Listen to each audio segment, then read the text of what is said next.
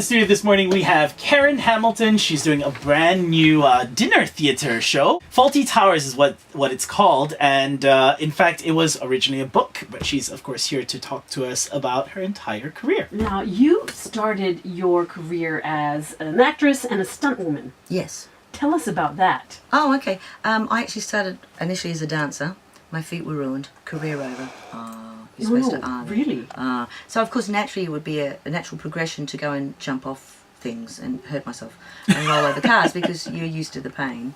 And then it went from there into acting so that I could get other roles that involved an actress actually falling off a cliff or an actress actually getting hit by a car. Right. So it was a natural progression from one to the other. Okay, so you've worked as a stunt woman with the likes of Jackie Chan and Jean-Claude Van Damme. Tell us about that. Jackie Chan is lovely. I have been kicked in the stomach by Jackie Chan. He was mortified because they didn't pull me back quick enough underwater. Now, let's talk about your life. You actually had an abusive relationship with your ex-husband. Yes, that's my dad's father. Yep. Your what? My two girls' father is my ex-husband. And it's not like when you first split up, it's horrible for the kids because they were 2 and 5. So for the eldest one, it was I've taken her daddy away. For the youngest one, it was still kind of like not really knowing what's going on. Initially, my ex-husband's bipolar, right, which is of course a disorder. And the unfortunate thing about being bipolar, it's not like having depression where you take medication and it stabilizes easy. They go through highs and lows. So when they're on this high are when they can achieve anything, and trust me, he could. They don't think they have to take medication. So once it's diagnosed, it's difficult to keep them on the medication because of those highs. But if they don't, they hit those horrible lows. Your kids are older. You've got a young one as well, a 14-year-old boy. 14-year-old. And you've raised them basically after you left your husband as a single mom. How did you do that with all the traveling and the demands as an actress? You've got to be organised.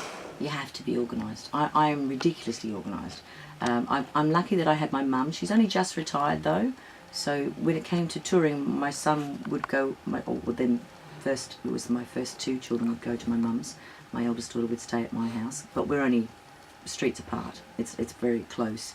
But I also had a really good nanny when the kids were younger. And she is this fabulous woman that was one of 6 children herself. And she only had 2 children, so every other child was like another one of her own. She took them into her flock and she treated them like her own. And that's what I wanted. I wanted someone to be a step-in mum.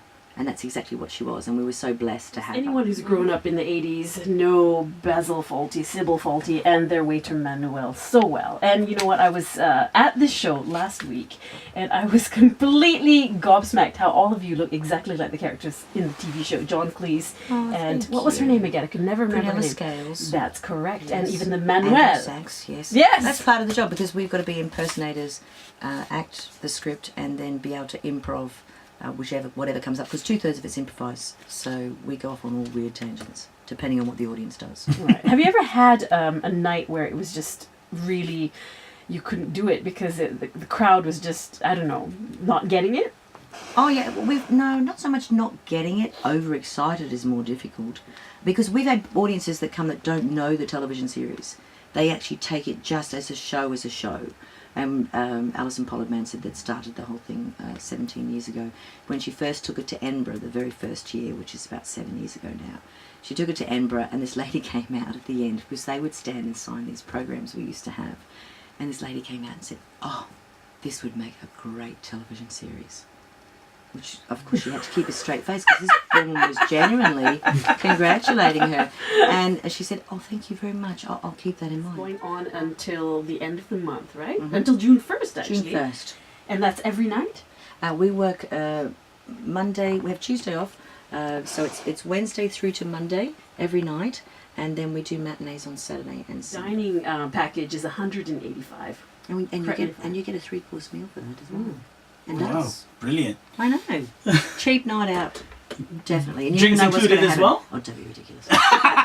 That's asking for too much, Steve. You have heard of the global financial I'm a crisis, haven't you? cheapskate. What can you say?